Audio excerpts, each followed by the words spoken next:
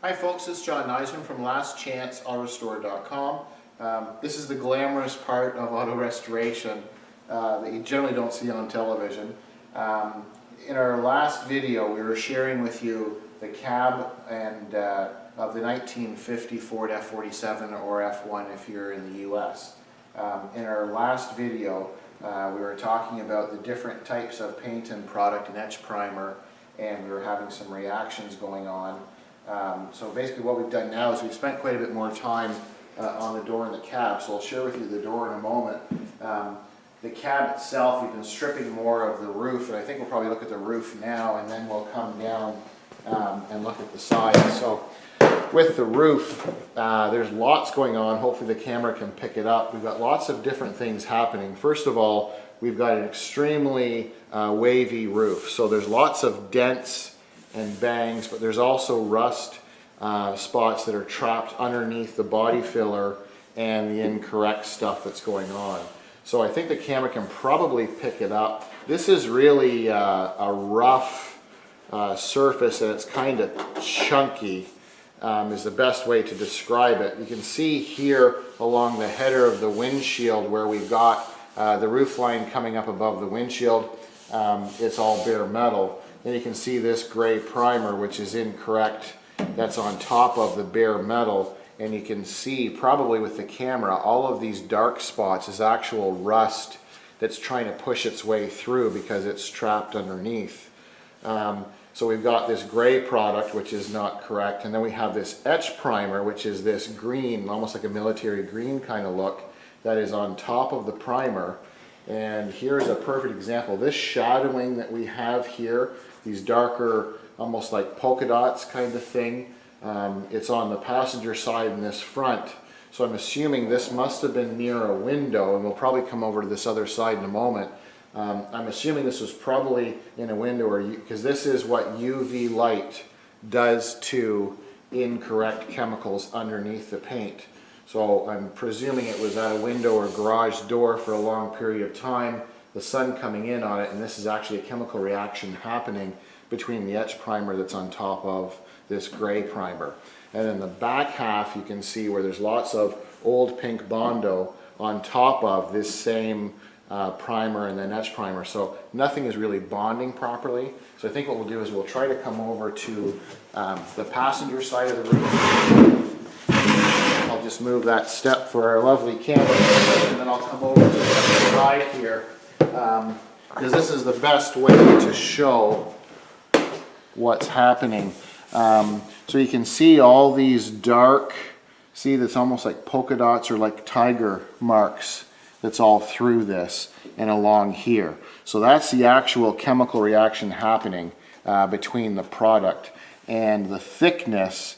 This is the equivalent from bare metal to this gray primer is roughly 6 coats.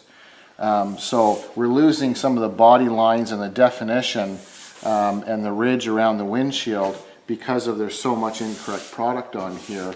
And then you can probably better visualize there's lots of dents throughout the roof, and in this back section you can see that big light colored area.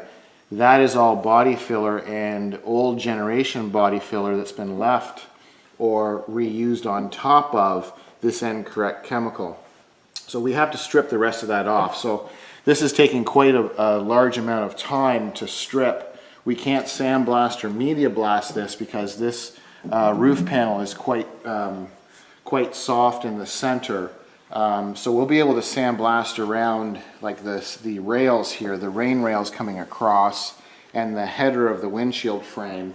But this surface area here, number one, is the sand would just bounce off of this body filler, so it wouldn't do anything, but it would also damage the roof. So we have to unfortunately do this with sandpaper and air sanding equipment. So that's the fun that we're having on the roof.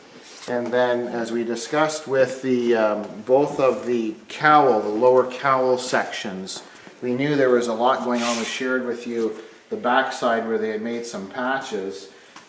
So basically we're just preparing this area because what we'll end up doing is we're going to have to measure, mark, we'll drill out all the factory spot welds. We're going to get replacement panels for this. We're going to mark, measure, and cut out the old panel and prepare to weld in the new one. And we couldn't figure out earlier why we had so much product on the driver's door, and also the passenger door for that matter. Probably hard to pick up in the video. I don't have a quarter, but in Canada we all know this loonie, but in other countries not familiar with it. This is a loonie, which is $1 here in Canada. It's actually thicker than a traditional quarter.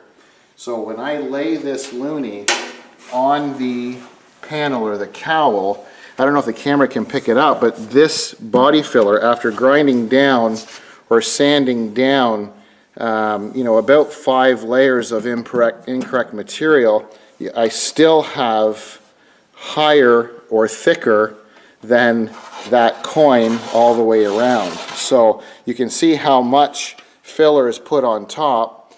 Same thing up here, if I lay it, same thing. I'm actually higher than the coin through this whole cowl area. So once you start doing stuff like this to a classic vehicle, it throws everything off, because this is where your hood is going to be, your fender bolts to here, and then your door comes to this side.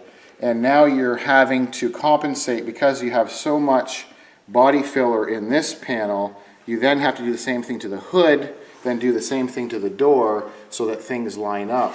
So it's incredible how much filler they decided to use as opposed to do this properly. And stuff like this drives me absolutely crazy. There's no need for it. You're better off taking the time to measure, mark, and cut out the rusted metal and put in new steel than it is trying to do stuff like this, because it's just terrible. So that's what we're dealing with on the actual cab, and we're making really good progress. We'll continue to strip the whole cab to bare metal, so then it'll be treated properly with the black epoxy, which we'll share later. And then what we wanted to do is just share with you this door. So this is the driver's door. I'm expecting the passenger door to be the same kind of condition, and we'll share that with you later on. But there's an enormous amount of body filler in the door, which makes sense because they're trying to line it up with that front cowl section. But we have the same chemical problem going on, except they started out correctly, and then someone had kind of a brain fart or something, because we've got, you can see here, we have the bare metal, and I've been sanding from here and working my way that way, and from the bottom working my way up. So you can see we have the bare metal. We do have the green, which is directly against the steel, which is correct.